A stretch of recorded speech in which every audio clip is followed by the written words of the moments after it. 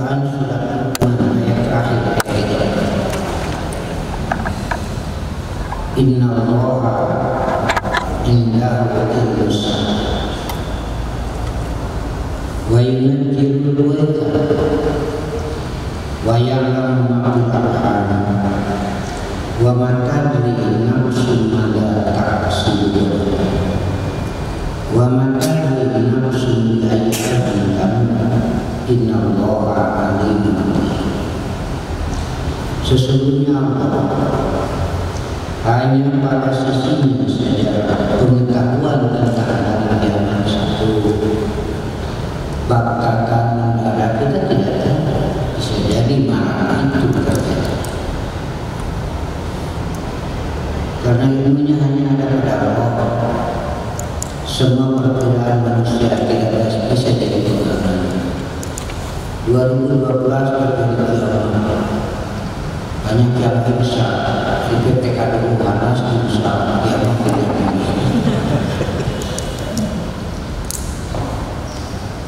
Rasul sendiri tidak diberitahu kapan terjadi. Baghdad mendadak begitu satu dua,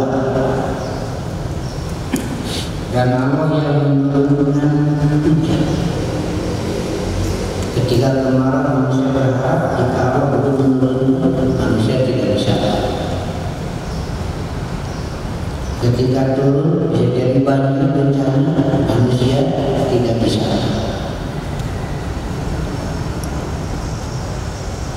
Maka saya sering menyampaikan hendaklah hikmah yang kita dapatkan memunculkan kesadaran, meningkatkan kesadaran bahwa kita manusia tidak berdaya, lemah, Allah yang Maha. Kejadian sekarang saja dengan virus kecilnya tidak kelihatan. Lihat di Al-Baqarah 26. Melihat tanda-tanda Allah, manusia terbagi kepada dua golongan. Di Al-Baqarah 26 itu Allah tidak malu membuat misil contoh semacam nyamuk, malah lebih kecil. Buktinya corona ini. Ini adalah bukti kekuasaan Allah. Manusia bisa apa? Sadunya riweuh we.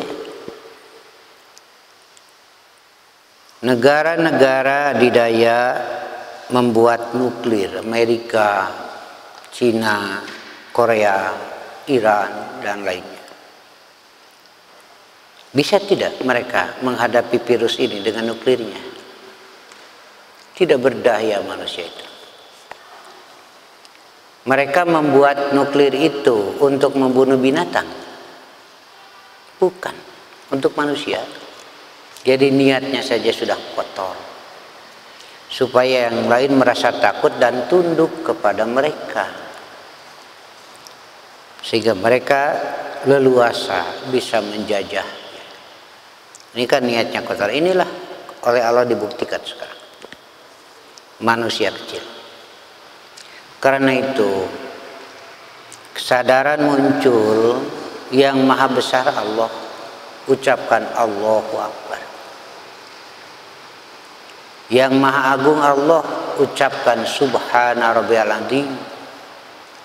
Yang maha luhur Allah, ucapkan Subhana Rabbiyal A'la. Jadi ucapan itu dibuktikan dalam perbuatan, yaitu sholat. Diucapkan Allahu Akbar, pengakuan yang maha besar Allah. Diucapkan Subhana Rabbiyal Azim, karena yang maha agung Allah. Aku ini kecil, aku ini hina. Diucapkan Subhana Rabbiyal A'la sambil sujud, karena yang maha luhur Allah, kita ini rendah. Begitu mestinya membangkitkan kesadaran itu. Karena itu menghadapi corona sholat saja tidak. Ini bagaimana ini? Mestinya dengan sikap yang bisa melahirkan kasih sayang Allah, malah dengan sikap yang bisa melahirkan godom Allah makin besar. Ini yang mestinya, apalagi jika kejadian ini ditumpangi dengan kepentingan-kepentingan. Saya sering ngomong begini ya, ketika Rasul mau mengadakan serangan fajar ke satu lengkop Korea, belum sampai ke sana terdengar adzan, berhenti Rasul dan berkata pada para sahabat, berhenti, hentikan. Kenapa tidak dilanjutkan serangan fajar itu? Rasul berkata, aku mendengar yang adzan. Ada suara adzan di lembah itu. Kata para sahabat, mungkin cuma satu orang. Sementara yang akan kita serang itu orang-orang kafir. Rasul menjawab, kita tidak tahu siapa dia itu yang ada. Bagaimana kalau yang kita serang itu ternyata termasuk dia? Hentikan. Nah itu. Apa istinbatnya? Sholat itu benteng kekuatan umat Islam. Adzan itu benteng kekuatan umat Islam. Karena itu saya merasa miris jika di masjid-masjid karena corona sudah berhenti yang adzan. Kalau adzan mah adzan ya tuh gitu. Dari adzan mah tengah riungpan sorangan ya adzan limaan. Makanya saya terus mendorong di masjid-masjid, jangan berhenti adzan itu. Di situ ada ruh. Di situ ada giroh itu. Itu ya. Setidaknya ada kekuatan jiwa di situ. Kita rasakan sekarang stresnya nasional ya. Malah dunia jadi stres semua, malah jadi lemah. Karena lemah justru di situ riskan. Dalam jasad ini ada mudghah, di situ sebenarnya. Berusaha harus, apik harus, tapi jangan sampai meninggalkan Allah. Nah, dengan adzan itu mengingatkan, dengan salat itu ya. Malah maaf ini kalau saya buat ini misil ya. Ketakutannya berlebihan. Berpikirnya begini, kan sebelum corona juga nu maot nangeureuyeuh.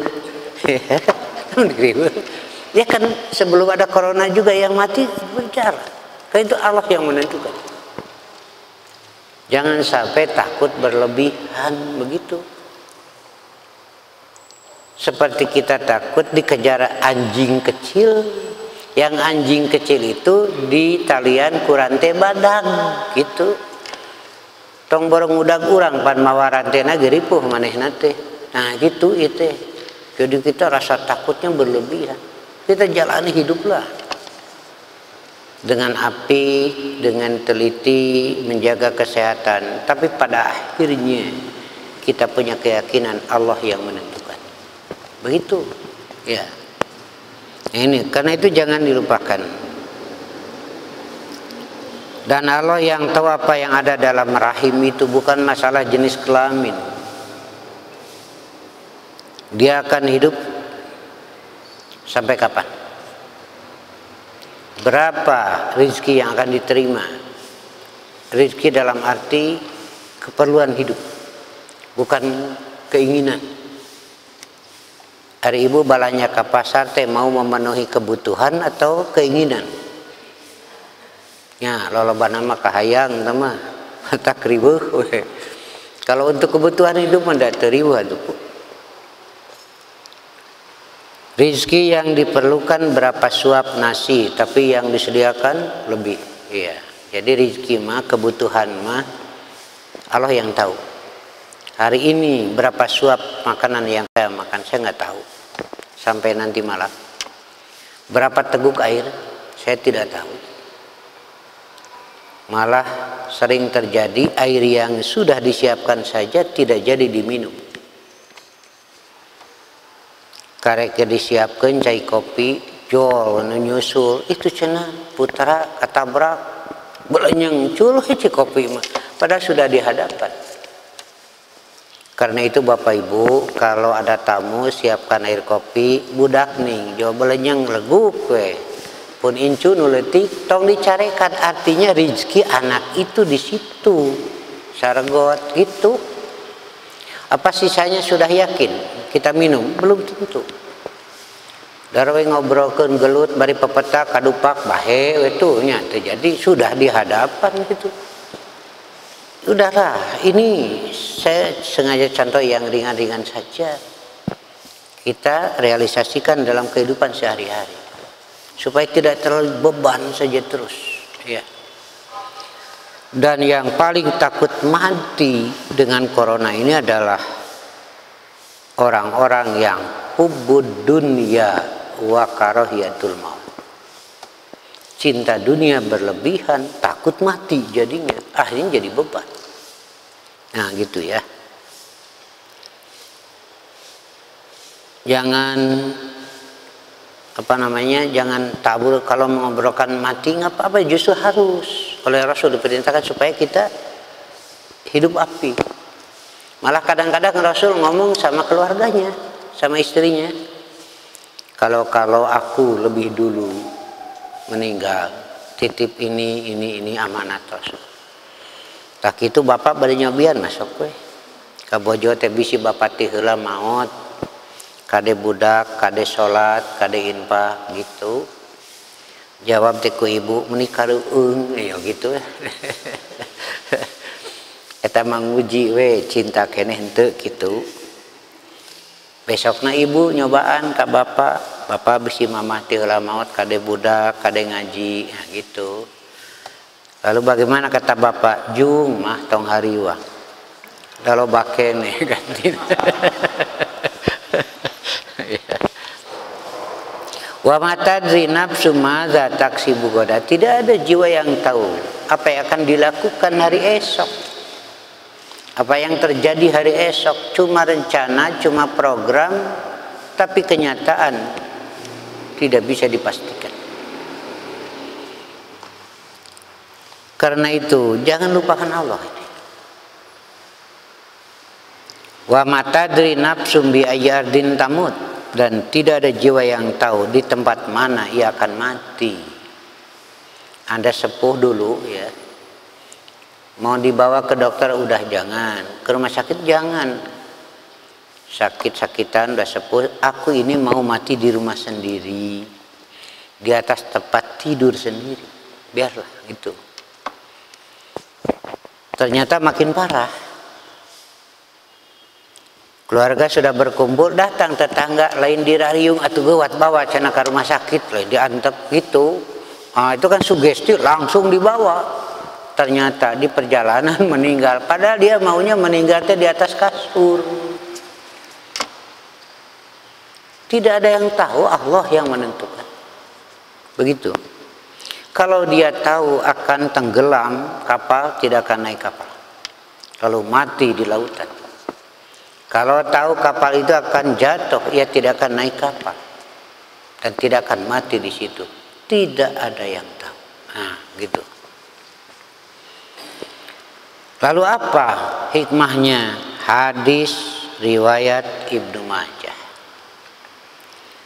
An Jabirin qala, dari Jabir ia berkata, Sami'tu Rasulullah sallallahu alaihi wasallam yaqul. Saya mendengar Rasulullah sallallahu alaihi wasallam bersabda, Yub'atsu kullu 'abdin ala ma mata alai. Itu harokahnya ada yang kurang ya, ditambah saja. Yub'atsu kullu abdin ala ma mata alaihi. Setiap hamba akan dibangkitkan atas keadaan apa ia mati. Di akhirat nanti hamba akan dibangkitkan dalam gambaran ketika ia mati seperti apa. Ada yang mati di tempat pelacuran, sedang berzina, maka ia akan dibangkitkan dalam gambaran seperti itu. Bayangkan bagaimana di hadapan Tuhan, di hadapan Allah yang Maha segala-galanya, dibangkitkan dalam gambaran seperti itu. Ada yang mati ketika ia berjudi, ia akan dibangkitkan dalam gambaran itu. Ada yang mati sedang mencuri, merampok, merampas, sedang korupsi, sedang melakukan kejahatan, kemaksiatan. Bayangkan bagaimana ia akan tersiksanya ketika ia bangkit dalam keadaan yang buruk, gambaran yang buruk. Begitu.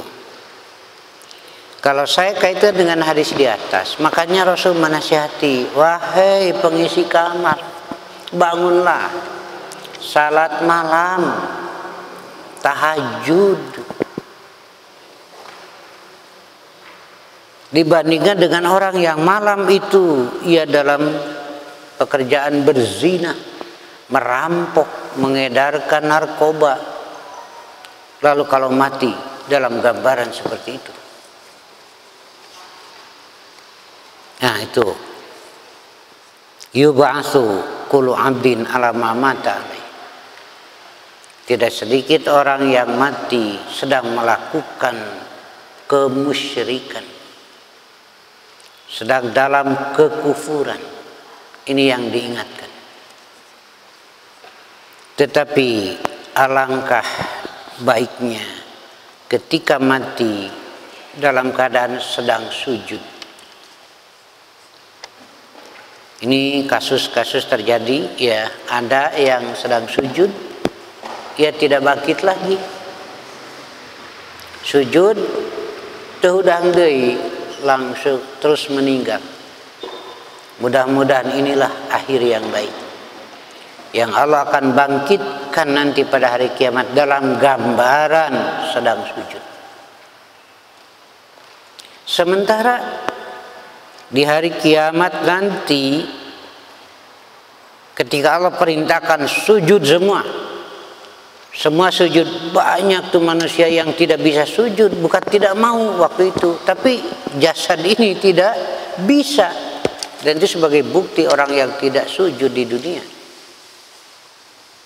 Wa yud'auna ila sujud fala yastati'un. Kenapa? Sebab waktu di dunia sudah diseru untuk sujud, wahum salimun, waqad kanu yud'auna ila sujud wahum salimun, padahal bisa sujud tapi tidak mau. Karena itulah nanti gambarannya sulit untuk sujud. Sujudlah di waktu malam, maksudnya sholat tahajud.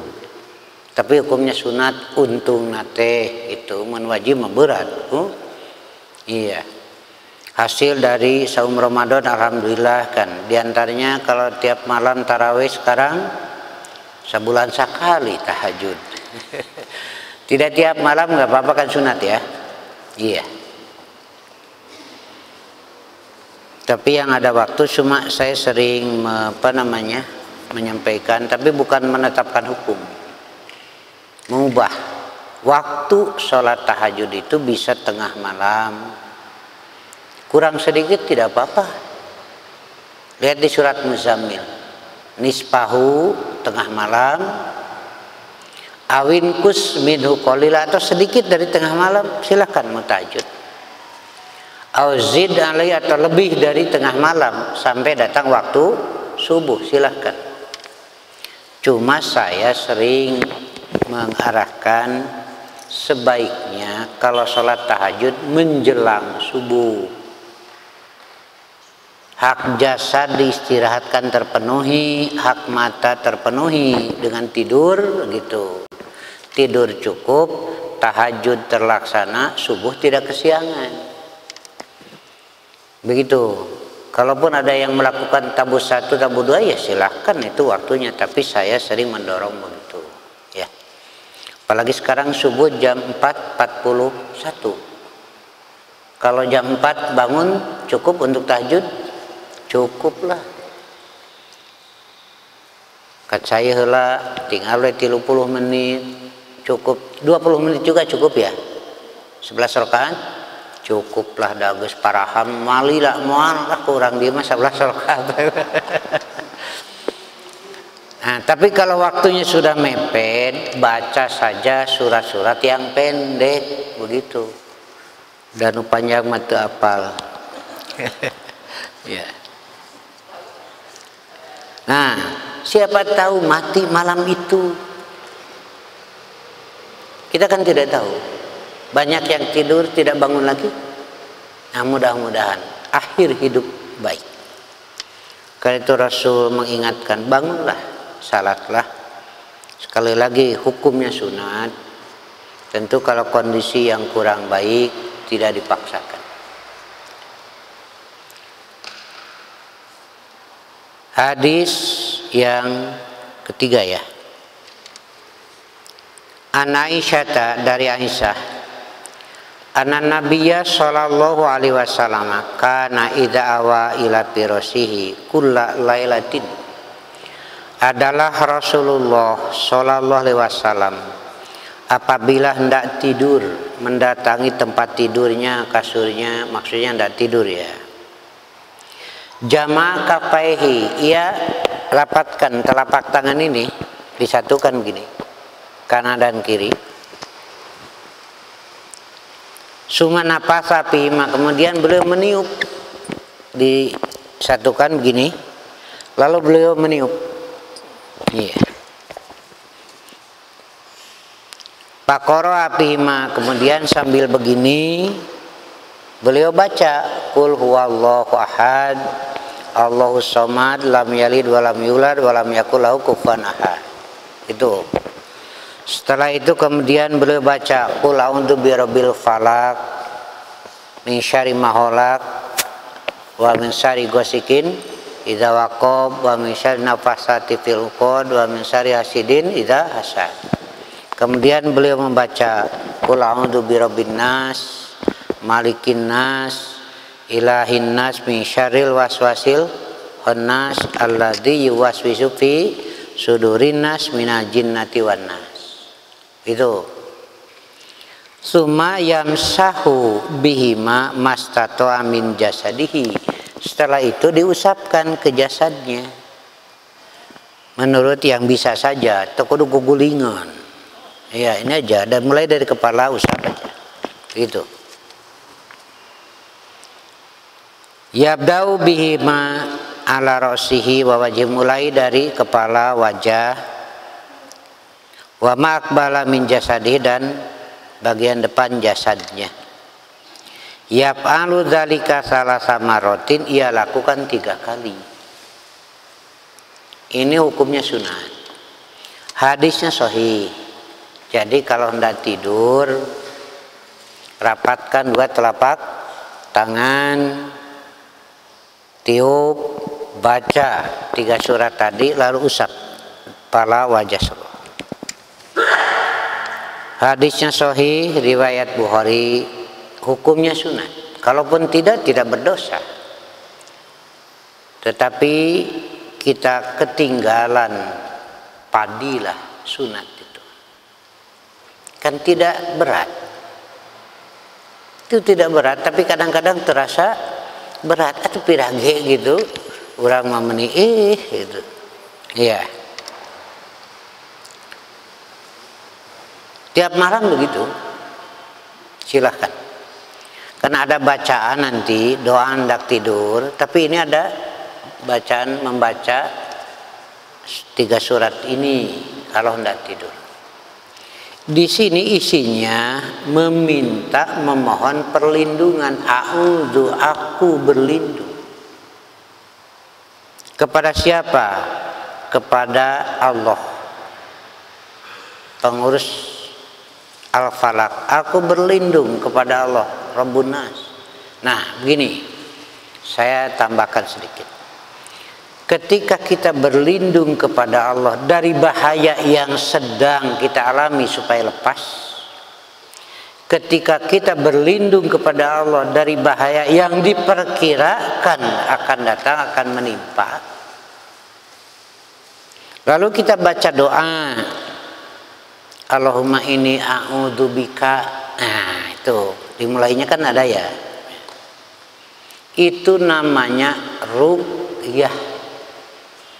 Jadi ruqyah itu berdoa yang isinya memohon perlindungan kepada Allah dari bahaya, baik bahaya dari manusia, bahaya dari binatang, bahaya dari alam ini.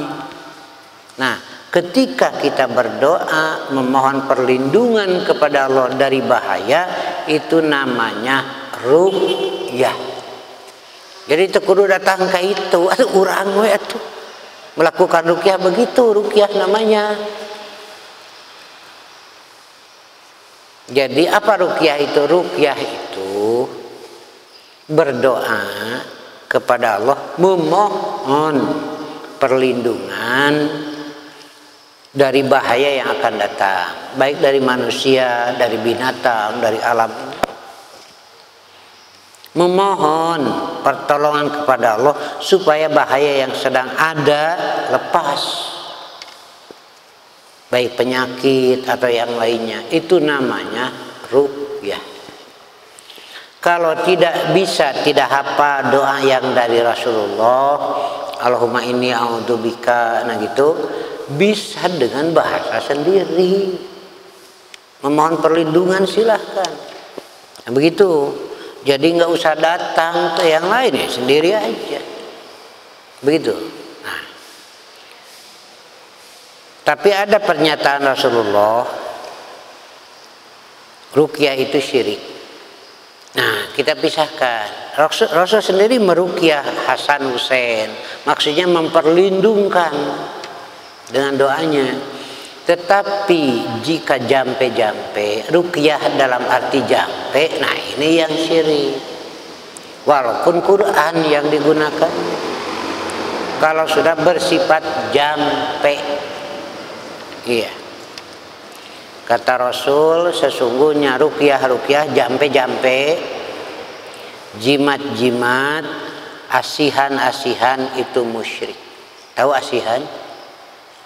Bacaan pemikat, pamelet.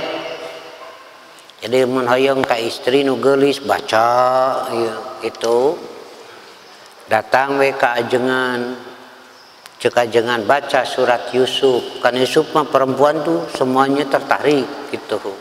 Baca surat Yusuf. Geus 2 kali maca anger teu daekeun. Lapor ke ajengan, mama cenah anger teu daekeun geus 2 kali maca, jawab ajengan teh ringkes, ngeuntung atuh yang gitu. Ya, kita lanjutkan.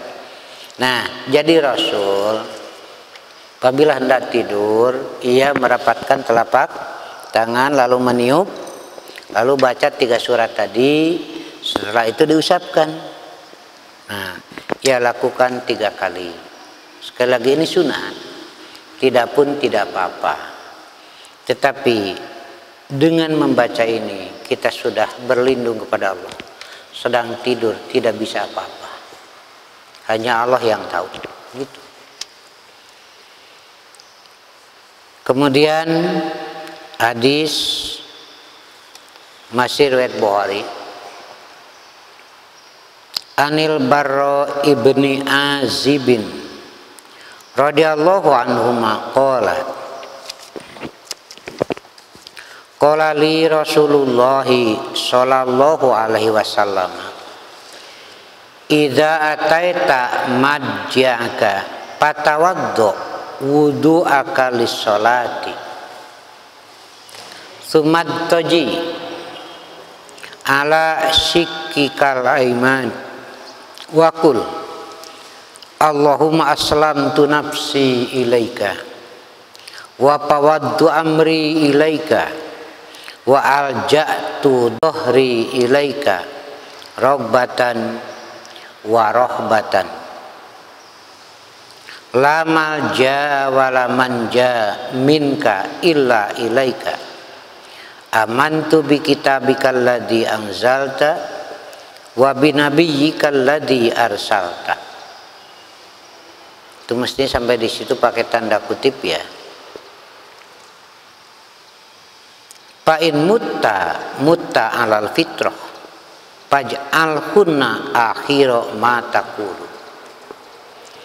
Dari Al-Barra bin Azib radhiyallahu anhuma, dia berkata, Nabi Shallallahu alaihi wasallam bersabda kepadaku, apabila kamu hendak tidur, maka berwudulah sebagaimana kamu berwudu untuk salat. Satu, jadi ada wudu sunat. Ini hukumnya sunat wudu ini. Kalau wudu yang wajib ketika kita hendak melaksanakan sholat sebagai penghilang hadas. Selain wudu yang wajib, ada wudu yang sunat. Ini diantaranya, hadisnya sahih. Jadi apabila hendak tidur, berwudulah seperti wudu hendak salat. Bisa dipakai untuk salat ini. Pamannya tidak batal, saya tahajud aja jam 12, silahkan dengan wudu ini. Bagaimana kalau punya hadas besar pamannya? Wudu tidak apa-apa, tapi tidak bisa salat karena punya hadas besar. Jadi ini wudu apabila hendak tidur, itu aja. Ya. Bagaimana orang yang punya hadas besar? Silahkan, karena ini bukan wudu syarat sahnya salat. Tapi bisa dipakai untuk salat karena wudunya seperti wudu hendak salat. Iya. Kita fokus saja. Apabila hendak tidur, berwudulah. Saya pernah baca tulisan. Seorang ahli kecantikan ditanya, apa resepnya, rahasianya supaya awet cantik, awet tampan gitu, dari ngolotan mama bisa ditahan, ngerwei ngolotan. Seperti ibu-ibu kan ini cantik, baretoma. Bapak-bapak juga begitu. Ini supaya awet ini kelihatan segar. Ternyata pertama, bebaskan jiwa dari beban. Nanti pakai agama imam ngomongna, padahal di agama sudah ada. Ya. Ala bidzikrillahi tatmainnul qulub. Ingatlah dengan zikrullah menyenangkan hati. Udah serahkan kepada Allah, rek sare atuh. Masih ribuh pikiran, kumamun kitu, kumamun kieu. Beban akhirnya jadi sulit tidur. Bisa apa? Geus peuting deui gitu. Udah serahkan zikrullah di situ. Kemudian yang kedua, jawabannya sebelum tidur cuci muka. Begitu. Ternyata Rasul sudah lebih dulu. Rasul mah tidak ada kaitan dengan masalah itu, silakanlah, itu mah hikmahnya. Tapi Rasul menganjurkan sebelum tidur hendaklah berwudu. Kan tercuci muka. Iya, pori-pori bisa bernapas dengan leluasa ketika tidur. Tidak terhalang. Begitu. Mau dengan air hangat boleh, pakai cai tiis boleh, ngan aya nu make tomat heula nih cenah bejan.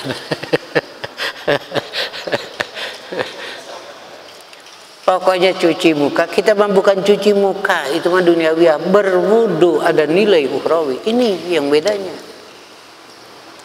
Malah saya sering menyampaikannya, kalau saya makan dengan tangan kanan, kalau saya minum dengan tangan kanan, itu bukan etika, bukan adab kesopanan, itu mah dunia lah.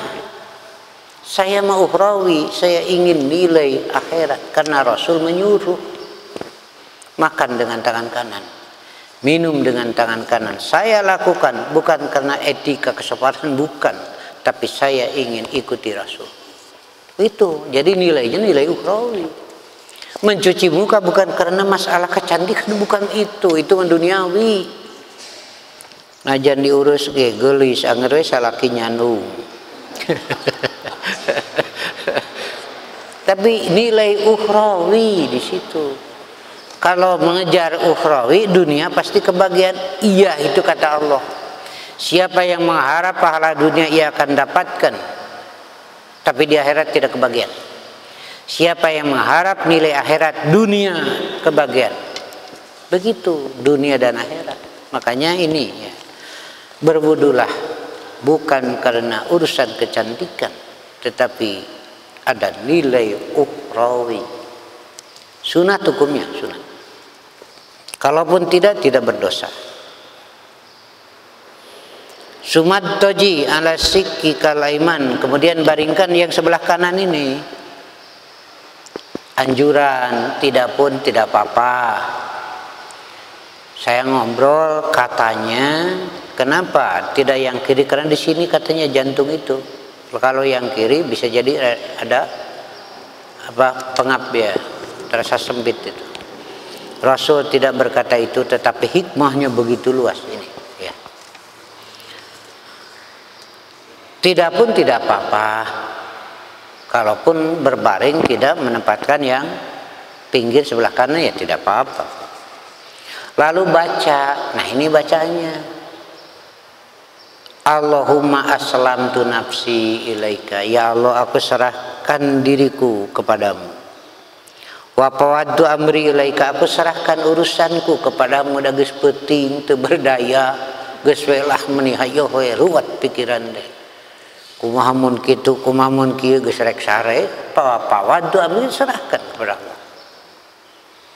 Wa jatu dhahri ilaika, dan aku baringkan punggungku atasmu. Rohbatan wa rogbatan, dengan rasa takut dan harap, cemas dan harap. La malja wala manja minka, tidak ada tempat perlindungan dan penyelamatan kecuali kepadamu. Amantu bi kitabika alladzi anzalta, aku beriman pada kitabmu yang telah kau turunkan. Wa bi nabiyyika alladzi arsalta, dan kepada nabimu yang telah kamu utus. Nah, sampai di situ bacaannya ya. Silakan pakai tanda kutip supaya terpisah. Dari Allahumma aslamtu sampai wa bi nabiyyika alladzi arsalta, sampai di situ. Lalu Rasul mengatakan, fa'in mutta, jika engkau mati malam itu, mutta alal fitrah, kau mati dalam keadaan fitrah, dalam keadaan suci. Nah gitu. Jika engkau mati malam itu, kau mati dalam keadaan fitrah. Faj'al hunna akhira ma taqulu, jadikanlah bacaan itu akhir dari yang kamu omongkan di hari itu.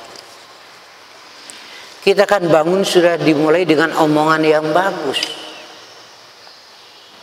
Ketika bangun langsung kita ucapkan yang bagus kan.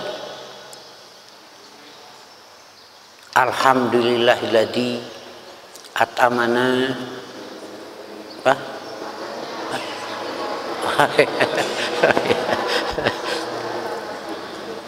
Ngimpi dahar.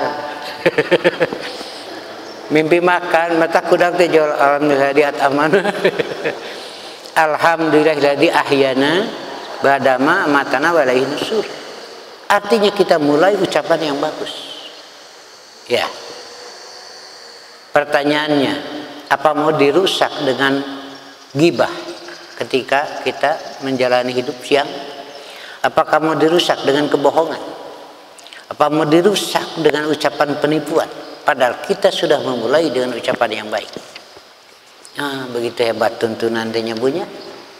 Mata ibu teh nyarekan kesalahan kita, ingat tadi maca halus. Tahan we, dan salah kita ngarti-ngarti. Nah, kita lanjutkan ya.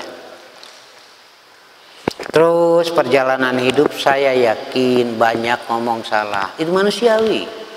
Rek ustad, rek ajengan, rek kiai haya wae lah. Omongan salah mah. Karena itulah akhiri dengan yang baik lagi. Mudah-mudahan yang jelek-jelek ini terhapus. Karena dimulai dengan yang baik, diakhiri dengan yang begitu. Baca ini yang hafal, nutu hafal mah terus saya bismika arhumah yawamud. Tapi sebaik ini hafal ya. andaikan kamu mati malam itu, mati di atas fitrah, jadikanlah bacaan ini sebagai akhir dari yang kamu ucapkan. Bisa baca ini, bisa baca 3 surat tadi kan, Qul huwallahu ahad, nah itu akhir ucapan. Ini tuntunan dari Rasulullah Shallallahu Alaihi Wasallam. Kemudian catatan lain, bisa jadi yang turun itu khazain. Khazain itu perbendaharaan, kekayaan alam begitu tidak terhitung ya. Lihat surat Al-A'raf ayat 10. Walaqad makkannakum fil ardh, sungguh aku telah tempatkan kamu di bumi. Wa ja'alna lakum fiha ma'is, dan kami sediakan segala kebutuhan hidup manusia di bumi ini, tidak di planet lain. Karena di bumi inilah Allah siapkan untuk kehidupan manusia segala kebutuhan, udaranya, airnya, cahaya mataharinya, tumbuh-tumbuhannya, binatang, semuanya sampai tempat tinggal di bumi ini. Wa ja'alna lakum fiha ma'is, kami siapkan, sediakan segala keperluan hidup kamu. Qalilam ma tashkurun, sedikit sekali kamu bersyukur. Itu. Nah, gini sekarang. Kalau Bapak punya sawah luas, lega, boga kebun lega, bumi ini milik siapa? Milik Allah kan? Hanya diamanatkan. Yang lain pun berhak. Bisa tidak tumbuh dengan baik tanpa cahaya matahari? Apa cahaya matahari itu hanya untuk orang kaya saja? Tidak kan? Bisa tumbuh dengan baik tanpa air? Apa air hanya untuk orang yang punya tanah saja? Bisa tidak kawin tanpa angin? Semuanya dari Allah. Dan yang lain pun berhak, karena itu Allah atur, keluarkan zakatnya gitu. Karena yang lain pun berhak. Zakat dari jiroah, baik sawah, padi, sayuran dan lain sebagainya 10%. Tapi kalau diolah, disiram melalui tenaga manusia, zakatnya 5%. Begitu. Nisabnya ada apabila hasil panen minimal, ini yang paling apik ya, 600 kilo. Ada yang menghitung 680. Sudah kita ambil yang apiknya lah. Minimal 600 kilo baru keluar zakat. Kalau kurang dari 600 mah tidak ada kewajiban zakat. Zero, tidak. Nah, saya beri resep ke Bapak Ibu Nupardit yang bahil, kalau panen jangan sekaligus. Hari ini dapat 500 kilo kan tidak zakat. Besok panen lagi dapat 400 kilo kan tidak zakat. Silakan dora kana gede. Allah yang menyediakan. Satu.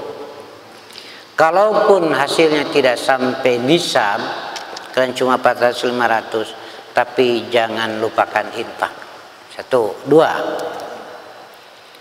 Binatang yang Allah sediakan itu semuanya untuk manusia, sampai binatang buas. Karena bagian dari ekosistem yang diperlukan. Dan ada nanti binatang yang Allah tundukkan untuk manusia, untuk menjadi makanan manusia. Mereka tunduk pada sunnatullah. Mengapa makan daging sapi, makan daging domba, makan daging ayam? Binatang tunduk pada sunnatullah, tapi yang makannya tidak mau sujud kepada Allah. Ini. Karena itu wajar seringkali jadi masalah. Karena dari yang Allah sediakan justru malah dijadikan sebagai sesuatu yang melahirkan kedurhakaan. Pan aya anu ruksak kucokor sapi. Ya, sampai di penjara kan? Iya.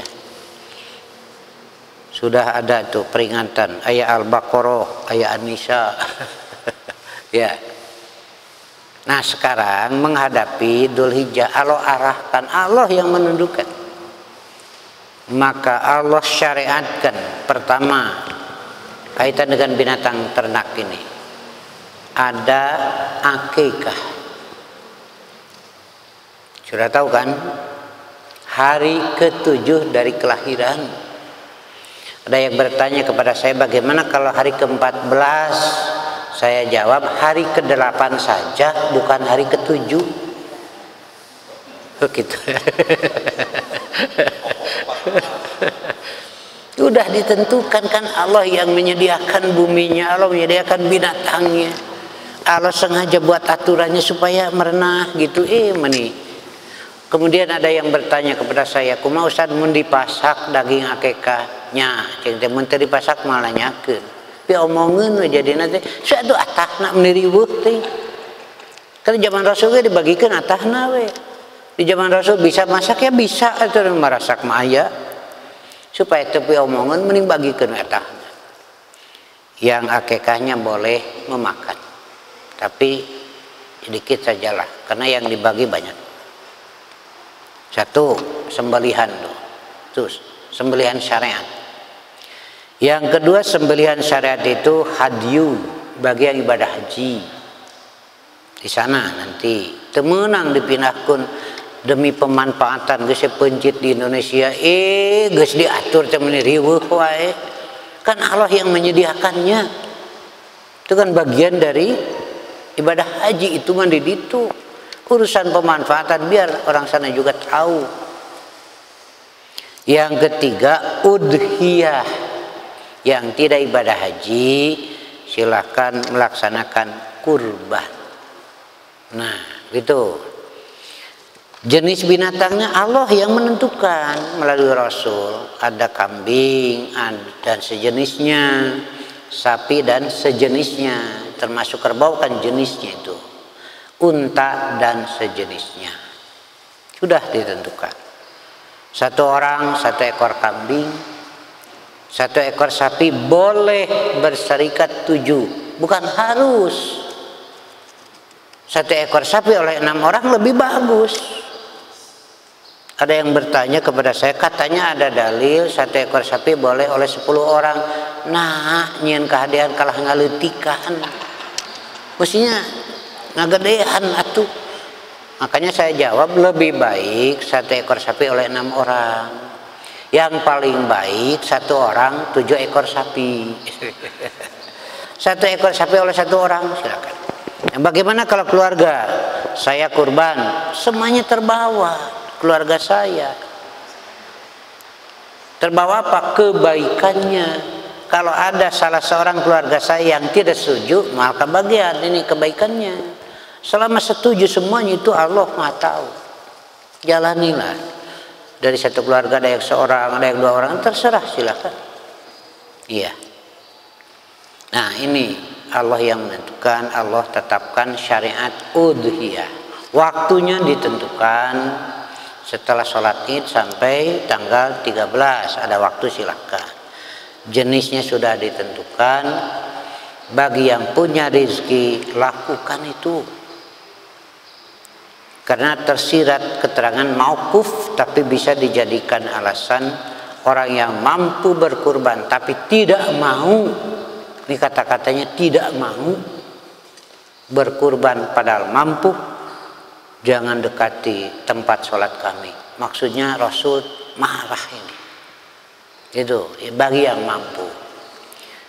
Dan saya tiap tahun ada program edar kurban. Kalau dulu binatang kurbannya bagi yang mau silahkan, sampai ke Lombok saya kirim. Karena daerah kering di sana. Ada ikhwan sekaligus praktek. Nah, begini kurban itu. Sambil dakwah di sana. Dan juga saya sering tebar ke daerah Talegong, Garut, Cipelah, daerah Cibintinu, daerah kristenisasi juga saya tebar. Tapi karena agak repot juga, Kadang-kadang saya kan harus juga memelihara amanat umat. Nah untuk 2 tahun ini saya seringkali cuma tebar daging nawe menang bungkusan gitu. Nah itulah ya yang saya lakukan. Dan saya di pesantren biasanya hari kedua. Nah itu yang disebarkan itu. Karena hari pertama sibuk semuanya, di pesantren saya Cigan itu hari kedua. Saya potong untuk asatidah. Juga ada santri-santri yang dari jauh di asrama. Dan saya tebar ke daerah-daerah yang sekiranya di situ perlu kita dorong. Iya. Mau yang mau ikut silahkan. Kemudian saumnya apakah 9 hari atau 1 hari? Ada yang menyatakan 9 hari. Nah begini, saum Arafah itu 9 hari atau hari ke-9? Nah begitu hari ke-9 mah bukan 9 hari atuh. Ini liur jol fatwa teu riweuh. Tidak boleh memotong kuku dan rambut. Apa ini kuku dan rambut binatang atau yang mau kurbannya? Itu. Apakah harus menghadap ke kiblat ketika menyembelih atau hewannya? Nah itu. Dan juga di sini ada patungan saham kurban, kriterianya waktu menyembelih, menghadapkan binatang, pemanfaatan daging dan kulit yang sering jadi masalah. Ringkas saja, selama statusnya kurban tidak boleh dijual. Kalau sudah diberikan mau kulit, mau daging, mau tulang ya terserah, karena sudah berubah status, bukan kurban lagi, sudah jadi hak milik. Itu mah terserah, mau dibuang, mau dijual, mau dimakan. Tapi selama statusnya kurban, baik dagingnya, tulangnya, kulitnya tidak boleh dijual. Tapi kalau sudah berubah status, saya dapatkan dari kurban itu. Nah sekarang sudah bukan kurban lagi, sudah menjadi milik saya. Nah kalau sudah begitu terserah, mau dijual, diberikan, terserah. Nah lalu bagaimana takbiran Idul Adha? Lalu masalah 75 takbir salatnya begitu. Yang memerlukan saya sudah terbitkan bukunya. Yang perlu silahkan. Masalah seputar Idul Adha dan kurban. Kemudian juga saya selalu menyampaikan karena saya ingin orang babarengan bebenah dalam sholat ini masalah pokok. Karena banyak kaidah-kaidah yang kelihatannya beda-beda. Saya adakan penelitian. Hadis sahih kalau doib saya terangkan doibnya, saya sebutkan kitabnya di sini. Ini seputar salat. Kesatu ini juga masih seputar salat ya, yang perlu silahkanlah. Jadi bab kurban di sini sudah ada, hanya tentu yang mampu saya dorong berkurban. Yang mampu ya.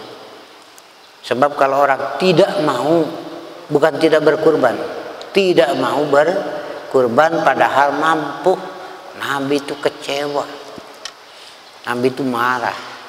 Kenapa diberi rizki oleh Allah, binatangnya dari Allah, tidak dijadikan kesempatan. Qalilan ma tashkurun, sedikit sekali kamu bersyukur. Begitu, mudah-mudahan ada rezekinya. Bagaimana cenah Ustad mun nganyuk heula? Saya jawab boleh. Nya cenah pan Ustad teu meunang maksakeun.